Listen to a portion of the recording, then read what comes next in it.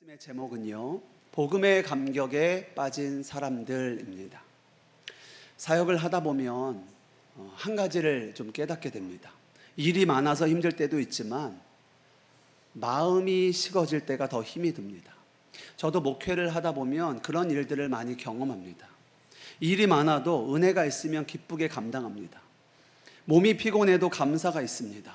그런데 언젠가부터 기쁜 마음으로 하던 그 일도 의무가 되고 감사로 하던 일도 부담으로 다가옵니다. 왜 그런가 생각해 보면 마음이 달라져 있는 것들을 보게 되는 거죠. 제가 청년 사역을 할 때 상담을 하다 보면 여러 가지 주제가 있지만 그중 많은 부분이 연애에 대한 부분입니다.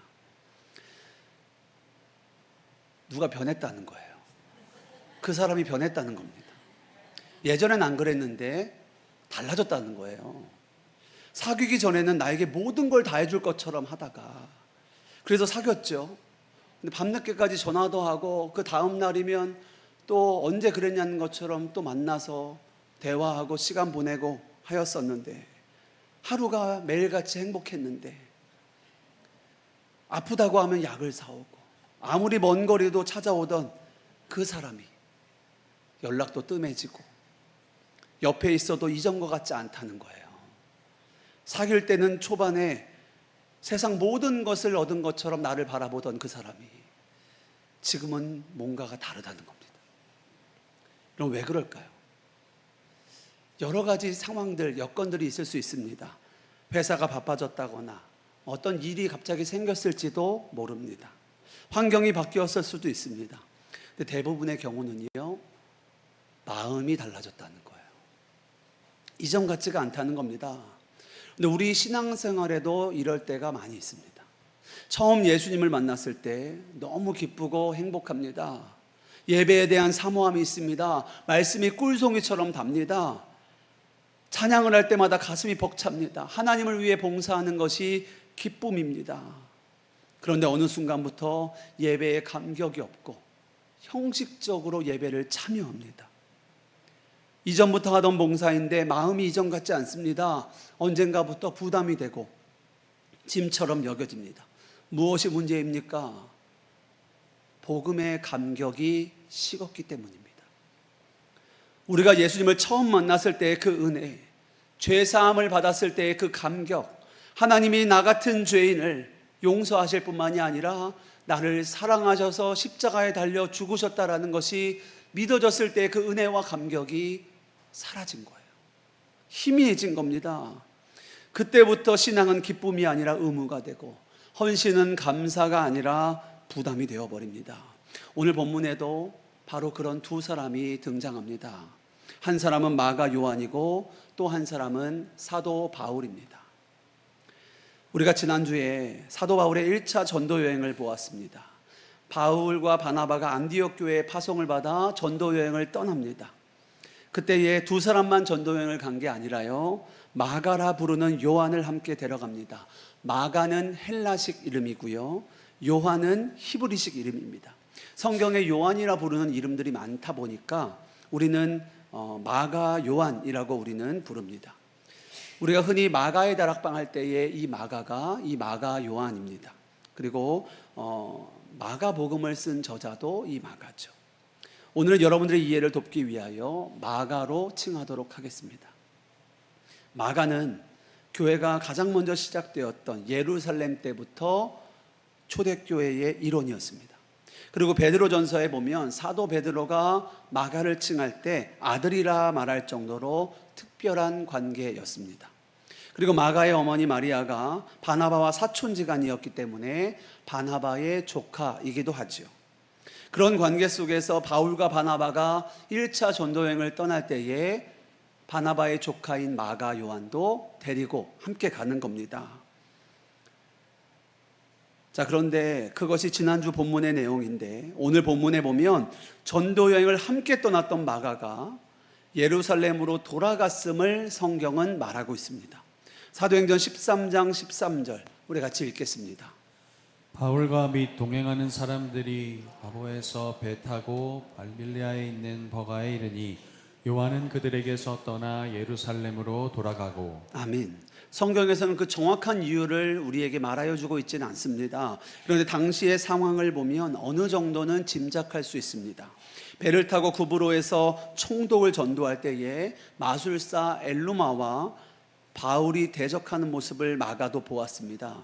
그리고 이제부터는 더 험한 지역으로 들어가야 합니다. 높은 산을 넘어야 하고 강도를 만날 위협도 있었습니다. 유대인의 핍박과 이방인의 위협도 기다리고 있습니다. 젊은 마가에게는 이런 육체적인 고생과 앞날에 대한 걱정들이 두렵고 부담스러웠을지도 모르겠습니다. 어떤 이유에서건 그는 예루살렘으로 결국 돌아가게 됩니다.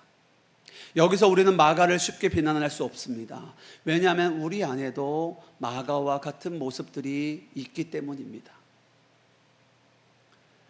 교회에 보면 이전에 열심히 있다가 지금은 그렇지 않은 분들을 많이 만나게 됩니다. 예전에는 교사도 했었고 찬양자도 했었고 섬길 수 있는 자리에서 열정적으로 봉사하셨던 분들인데 언젠가부터 시간이 흐르면서 그 섬김과 헌신의 자리에서 멀어져 있는 분들을 많이 만나게 됩니다. 그렇다고 하나님을 떠난 것은 아닙니다. 하나님을 사랑하지 않는 것도 아닙니다. 그런데 복음의 감격을 잃어버린 채로 형식적인 신앙생활을 하는 성도님들을 자주 보게 됩니다. 예배를 드리는데 감격은 없습니다. 기도를 하는데 기쁨이 없습니다. 봉사를 하는데 감사가 없습니다. 어쩌면 오늘 마가가 그랬을 수 있을 것 같습니다. 마가가 예루살렘으로 돌아간 것도 단순히 몸이 고생스러워서가 아니라 마음이 씻고 지쳤기 때문일지도 모르겠습니다. 십자가보다는 현실적인 선택, 안정, 평안을 택하고 싶었던 거지요. 이때 먼저 오늘 우리가 주목하고 싶은 사람은 사도 바울입니다. 마가는 그렇게 예루살렘으로 돌아갔지만 바울과 바나바는 그 전도 여행을 멈추지 않고 계속 나아갑니다. 어떻게 그럴 수 있었을까요? 시작은 같았습니다. 같은 복음을 들었습니다. 같은 사명을 받았습니다. 같은 길을 걷고 있었습니다. 그런데 한 사람은 돌아갔고 바울과 바나바는 그 사명의 길을 끝까지 걸어갑니다. 바울이 바나바가 특별한 사람이어서 그럴까요? 타고난 믿음이, 그들의 성향이 남달랐기 때문일까요? 아닙니다. 그럼 무엇 때문입니까? 오늘 본문은 그 이유를 사도 바울의 설교를 통하여 우리에게 보여줍니다. 바울이 끝까지 표대를 향하여 달려갈 수 있었던 이유는 그의 의지가 강해서가 아닙니다. 그의 마음이 복음의 감격으로 충만하였기 때문입니다. 오늘 본문은 바울이 말씀을 전하는 내용입니다. 원래는 13절부터 41절까지가 오늘 본문인데 너무 길어서 가장 중요한 부분만 우리가 읽었습니다. 본문에 보면 바울과 바나바가 비시디아 안디옥 지역으로 갑니다. 거기서 회당으로 들어가 말씀을 증거합니다. 나중에도 계속 보겠지만 바울의 1차 전도 여행은 대부분 유대인 회당을 중심으로 전도를 합니다. 당시 흩어져 있던 유대인들은 어딜 가든지 회당을 가장 먼저 지었습니다. 그리고 회당을 중심으로 그들은 살았습니다. 그래서 1차 전도여행을 하는 것을 보면은요, 가는 곳마다 회당이 있었고 회당에 모인 이들에게 복음을 증거하고 있는 바울의 모습을 보게 됩니다. 여러분 한번 상상해 보면 좋겠습니다. 지금 회당 안에는 사람들이 모여 있습니다. 그때에 이제 바울이 그들 앞에서 말씀을 증거할 수 있는 기회를 얻게 된 겁니다. 그런데 바울은 그들에게 갑자기 예수님 믿으십시오 라고 예수님을 전하지 않습니다. 먼저 이스라엘의 역사를 이야기합니다. 하나님께서 우리 조상들을 택하신 일, 그리고 애굽에서 구원하신 일, 광야에서 40년 동안을 우리를 인도하신 일, 그리고 가나안에 들어가게 하신 일, 그리고 사사시대와 사울 왕과 다윗 왕에 대한 이야기를 합니다. 그런데 이 긴 이야기를 한 이유는 다른 것이 아니었습니다. 바울이 정말 말하고 싶었던 것은 그 모든 역사의 중심에는, 그 모든 하나님의 인도하심의 중심에는 예수 그리스도가 있음을 그들에게 증거하기 위함이었습니다. 그래서 바울은 다윗의 이야기를 하다가 곧바로 이렇게 선언합니다. 우리 사도행전 13장 23절 우리 같이 읽겠습니다. 하나님이 약속하신 대로 이 사람의 후손에서 이스라엘을 위하여 구주를 세우셨으니 곧 예수라. 아멘. 여러분, 이것이 복음에 사로잡힌 사람의 모습입니다. 복음에 사로잡힌 사람은요, 무엇을 말하든지 결국은 예수님을 말합니다.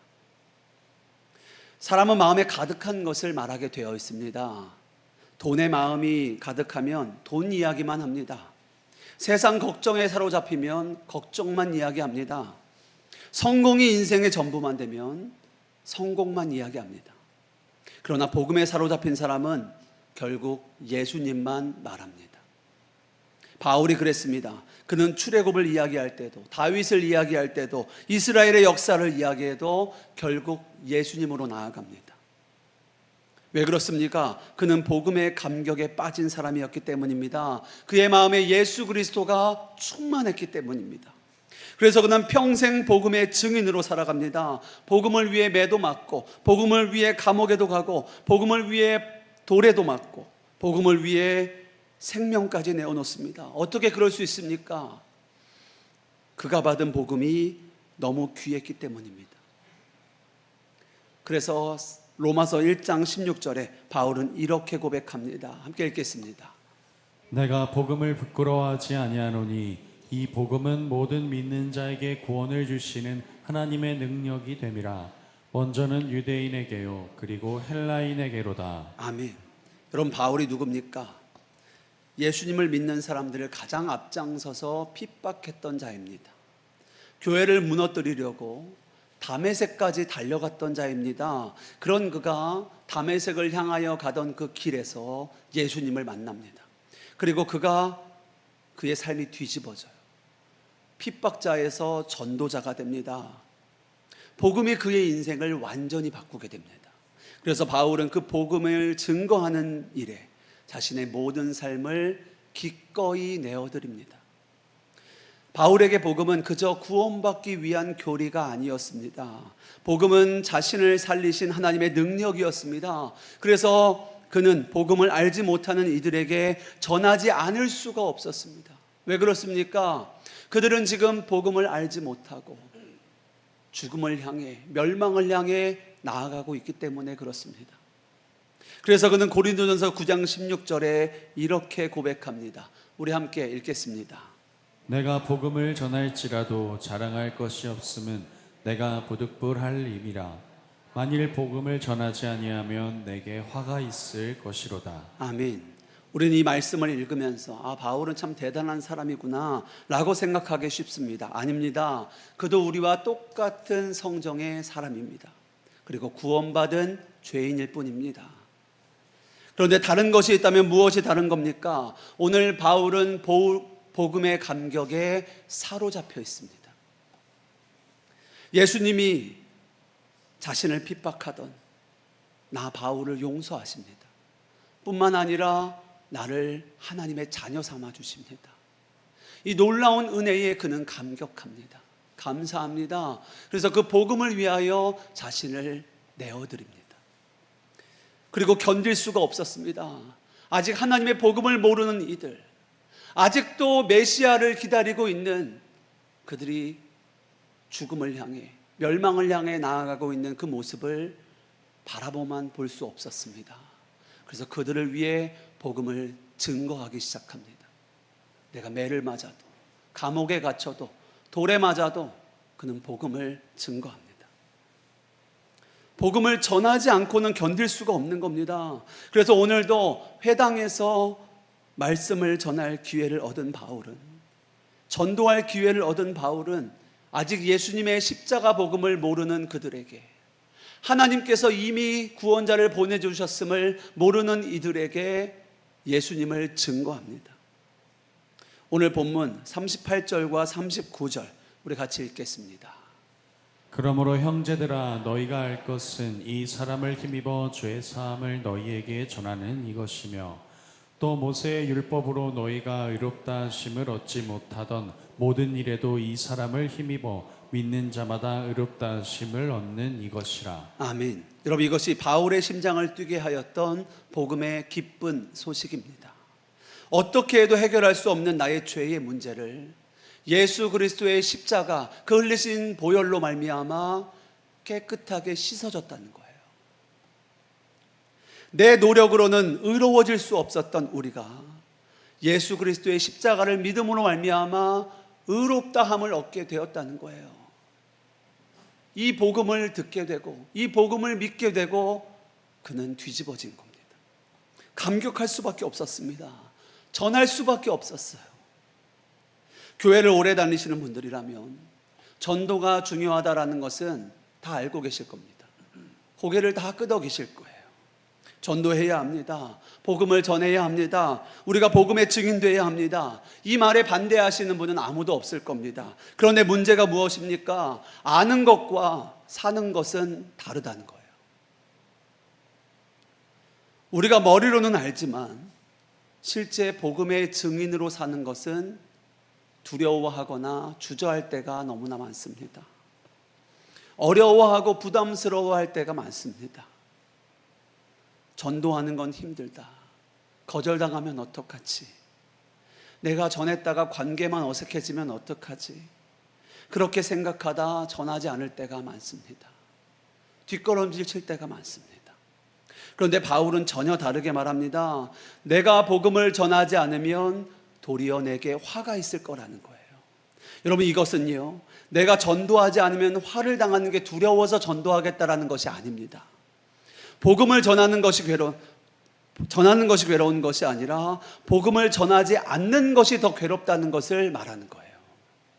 왜 그렇습니까? 사도 바울은 복음의 감격에 사로잡혔기 때문이에요. 그 잃어버린 한 영혼을 향한 하나님의 마음을 그가 알기 때문입니다. 전하지 않는데 어떻게 듣겠습니까? 듣지 못하는데 어떻게 믿겠냔 말입니다.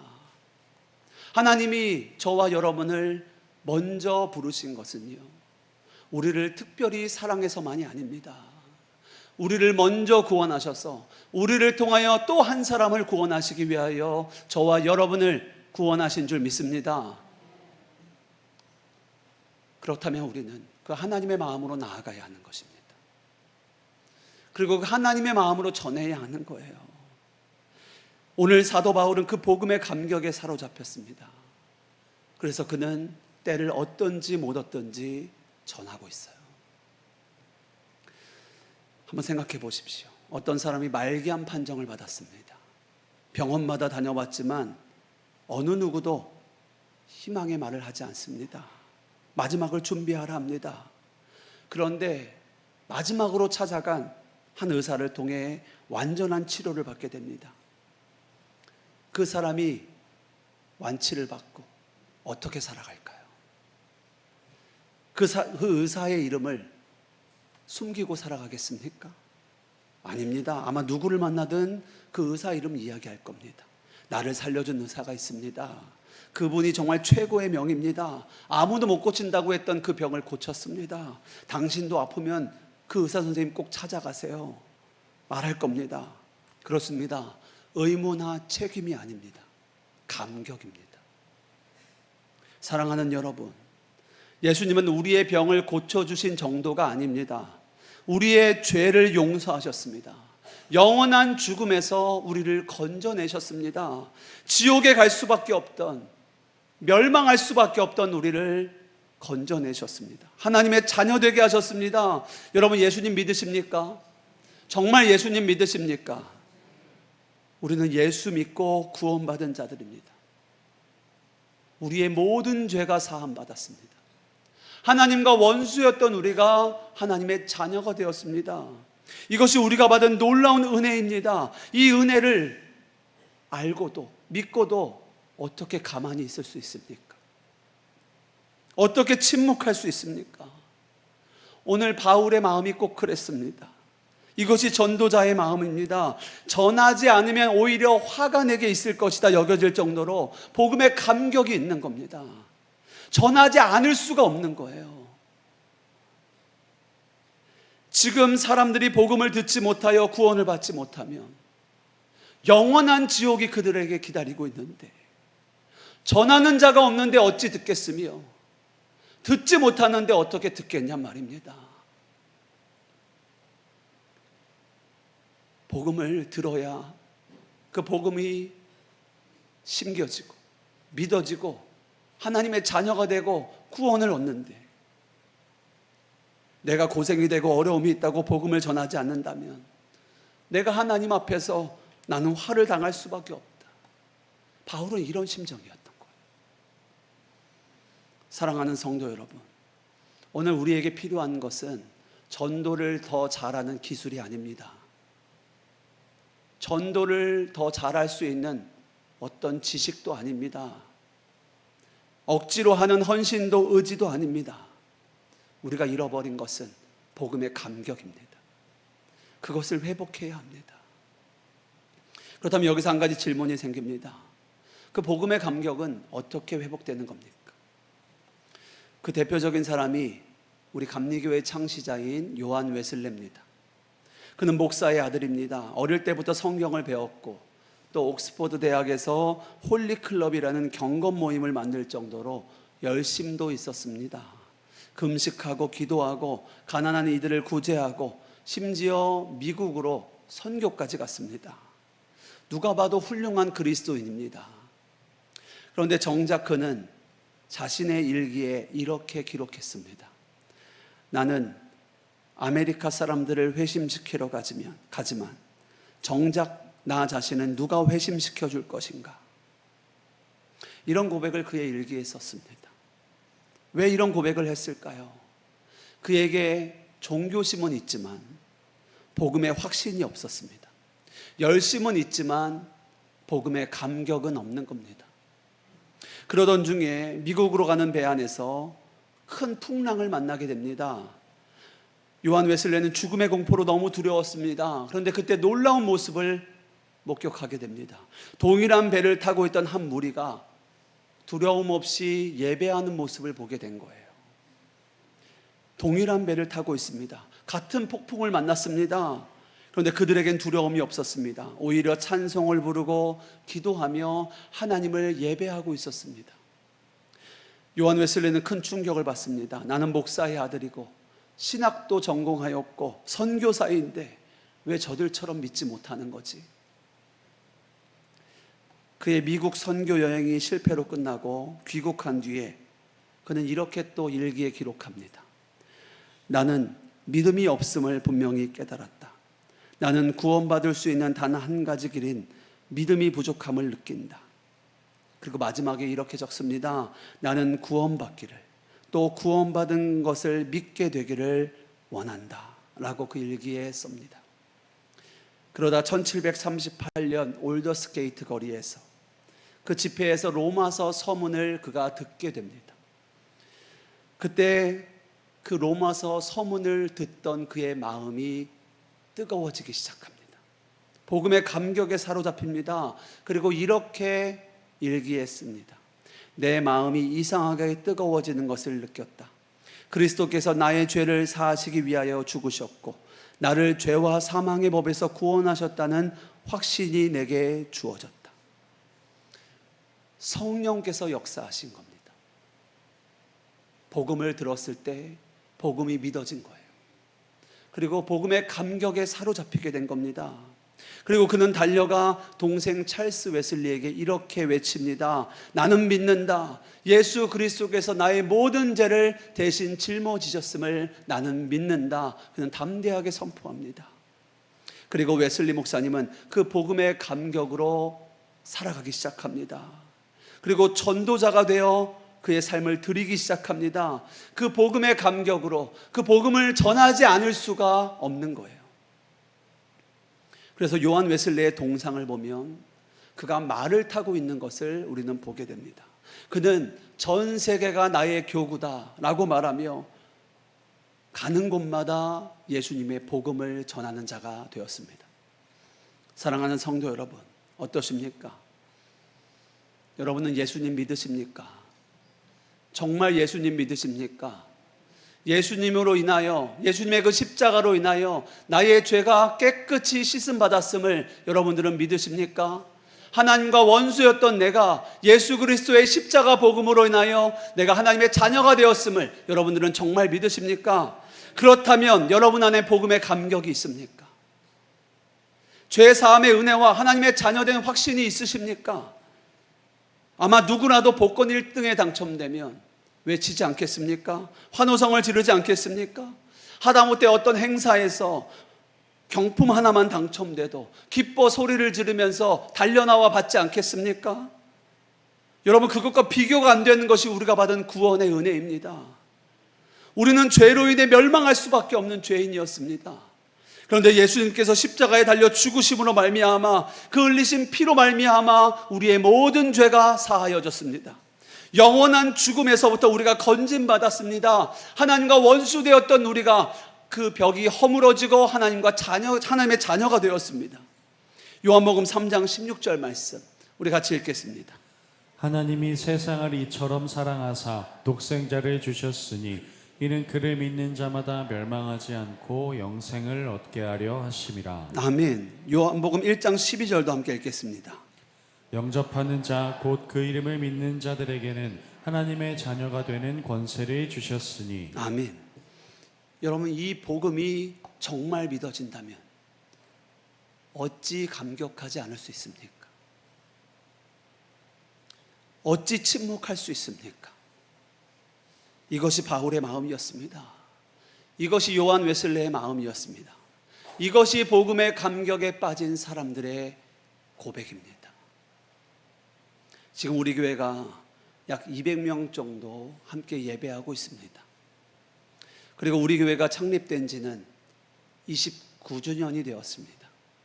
우리 중에는 교회를 오래 다니신 분도 있고 교회를 다니신 지 얼마 되지 않으신 분도 있습니다. 그런데 교회를 오래 다닌다고 다 복음을 깊이 알고 그 감격으로 살아가는 것은 아닙니다. 교회 안에는 복음을 귀로 듣고 머리로는 알지만 그 복음을 삶으로 누리지는 못하고 있는 분들이 많습니다. 그래서 팀 켈러 목사님은 늘 복음을 강조하면서 이렇게 전하였습니다. 복음은 단순히 믿지 않는 사람들을 위한 것이 아니라 믿는 사람들이 매일 붙들어야 하는 진리이다 라고 말입니다. 그리고 교회가 복음을 이미 안다고 착각하는 순간 교회는 복음의 능력을 잃어버린다라고 경고하였습니다. 또 디트리 보니퍼 목사님은 값싼 은혜를 경계했습니다.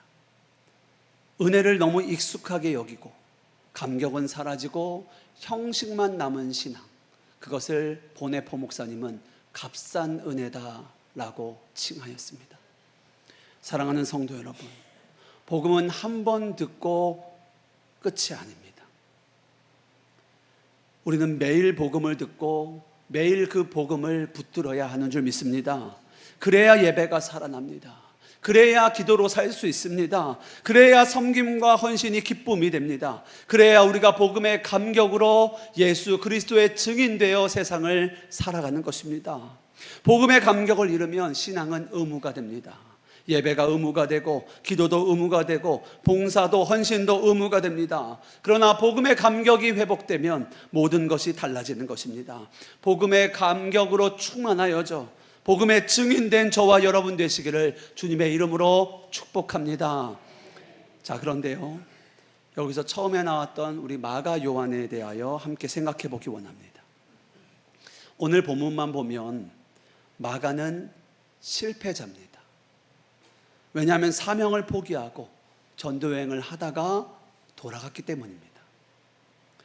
그러나 여러분, 은혜와 긍휼이 풍성하신 하나님은 마가를 끝까지 포기하지 않으신 줄 믿습니다. 시간이 흐르고 마가 요한도 복음의 감격으로 다시 놀랍게 세워지는 것을 우리는 기독교 역사를 통하여 보게 됩니다. 성경을 보면 나중에 사도 바울이 디모데에게 편지를 하면서 마가에 대하여 이렇게 쓰고 있습니다. 우리 디모데후서 4장 11절 우리 같이 읽겠습니다. 누가만 나와 함께 있느니라. 내가 올 때에 마가를 데리고 오라. 그가 나의 일에 유익하니라. 아멘. 한때는 전도 여행을 중간에 포기했던 이가 마가였습니다.